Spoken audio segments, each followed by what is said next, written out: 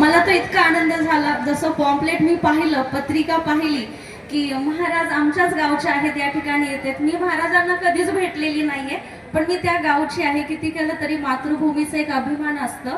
आणि नांदेडमध्येच लहानाचं मोठं झाले, मुदखेडमध्ये 8 वर्षापासून इथे ईश्वरीय सेवा देते. आपण सगळेजण मला बघताच, पण एक आनंद झाला की चला.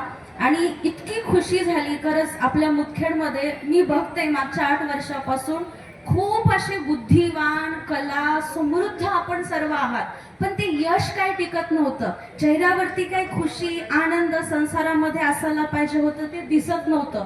मग मला वाटायचं की आपल्या ग्रामदेवतांचं कुठंच कळस नाहीये. सर्वात आधी आपल्या मठामध्ये पण कालीजी देवीचं पण, आणि आता गणपती. बघा, सुरुवात कुठल्याही शुभ कार्याची सुरुवात गणेशजीच्या पूजनानं होते, नमन करून होते.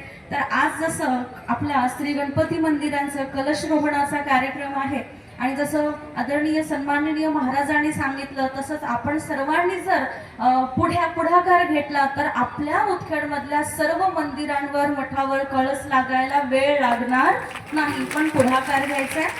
आणि आज आपल्या श्री गणेश मंदिराच्या कलश म्हणजे काय, देवावर तुम्ही ताज ठेवताय, तुम्ही देवाला एक सम्मान देताय. ईश्वराला सम्मान दिल्यानंतर आपल्याला कशाची कमी पडेल का?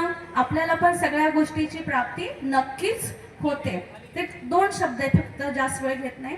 ते आमच्या ईश्वर विश्वविद्यालयामध्ये आध्यात्मिक ज्ञान दिलं जातं की जीवनामध्ये सगळ्या गोष्टीची प्राप्ती तेव्हाच होते, फक्त कर्माची दिशा आपल्याला बदलायची आहे.